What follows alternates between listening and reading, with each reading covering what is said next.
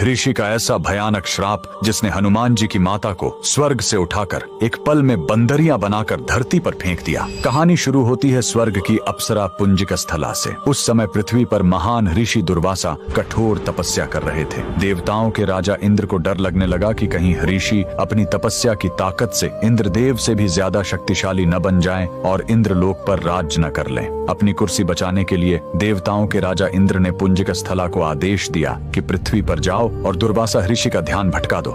इंद्र के आदेश पर वह ऋषि के आश्रम गई और उनकी तपस्या में बाधा डालने लगी। ऋषि दुर्वासा ने गुस्से में आंखें खोली और उसे श्राप दे दिया। तूने एक चंचल वानर की तरह हरकत की है, जा पृथ्वी पर तेरा चेहरा भी वानर जैसा हो जाएगा। अप्सरा ने रोते हुए ऋषि के पैर पकड़ लिए। तब ऋषि ने दया दिखाई और मुक्ति का उपाय बताया। जिस दिन तुम भगवान शिव के 11वें रुद्र अवतार को जन्म दोगी, तुम वापस अप्सरा बन जाओगी। इसी श्राप के कारण उस अप्सरा ने पृथ्वी पर वानर राज कुंजर के घर बेटी के रूप में जन्म लिया, जिनका नाम अंजना पड़ा। बरी होने पर उनका विवाह महान वानर योद्धा केसरी से हुआ, लेकिन श्राप से मुक्ति पाने के लिए उन्हें एक पुत्र की आवश्यकता थी। इसलिए माता अंजना ने हम्पी के इसी अंजनाद्रि पर्वत पर भगवान शिव की घोर तपस्या की। सालों की तपस्या से शिव जी प्रसन्न हुए और वायुदेव के माध्यम से अंजना के गर्भ में दिव्य शक्ति स्थापित की। और तब इसी पहाड़ी पर जन्म हुआ बजरंग बली का। हनुमान जी के जन्म लेते ही माता अंजना का श्राप टूट गया। आज कर्नाटक के हम्पी में स्थित यह अंजनाद्रि पर्वत इस पूरी घटना के गवाह है। 575 सीढ़ियां चढ़कर आज भी भक्त उस पवित्र जन्म स्थान के दर्शन करने आते हैं। पवन पुत्र हनुमान के लिए कमेंट्स में जय बजरंग